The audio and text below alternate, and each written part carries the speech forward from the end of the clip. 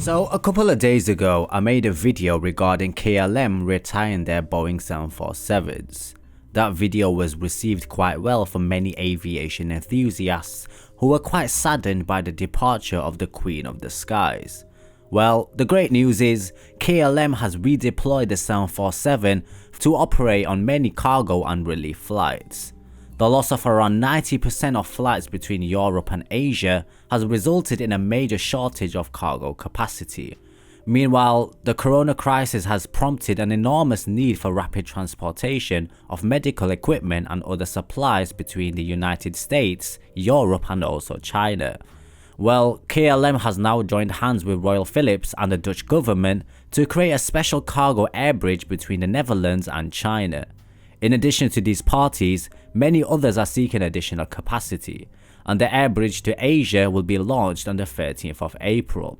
So, to maintain this vital air cargo bridge for the coming 6 to 8 weeks, KLM will specially redeploy the Boeing 747 Combi for the service between the Netherlands and China. This air bridge will ensure continuous availability of special cargo capacity with 2 weekly flights to Beijing and 3 weekly flights to Shanghai. And this will ensure around 250 tons of extra cargo capacity in each way per week. So we know that the world is currently facing a shortage of cargo capacity according to KLM. This is also true due to global aircraft groundings. Typically, passenger aircraft carry cargo in their belly as an additional source of revenue. However, while the passenger aircraft are not flying, the freight carried by them is not moving. This has even seen some passenger airlines, such as Virgin Atlantic, operating dedicated cargo flights. So KLM is reactivating the aircraft in order to add the global cargo capacity from the 30th of April. The 2 aircraft will operate a cargo bridge between China and the Netherlands, and the aircraft will operate 2 weekly flights to Beijing and 3 weekly flights to Shanghai, and this will allow the airline to carry many medical supplies each way per week. In addition to this, the flights will supplement the current skeleton schedule that took effect on the 29th of March with 2 weekly flights to Beijing, operated by the 787s and the 777s. The KLM Martin Air full freighters will continue to be deployed on North American routes, which Philips will use as an air bridge between Amsterdam and distribution points in the United States. The full freighters will also continue to operate on South Atlantic routes and to destinations in Africa. In view of the 90% decline in flights and the anticipated future capacity, KLM previously decided in early March that it would phase out the remaining Boeing 747s in April 2020 instead of the summer 2021. So for the benefit of this air bridge, KLM will now redeploy 2 Boeing 747s to be used specifically on these 2 routes during the designated period.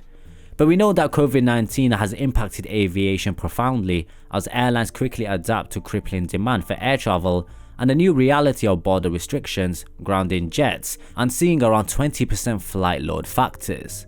Over 85 airlines across the globe have announced a temporary halt in their flight operations, and almost all carriers are now working quickly to downsize their fleet in an effort to run more efficient operations.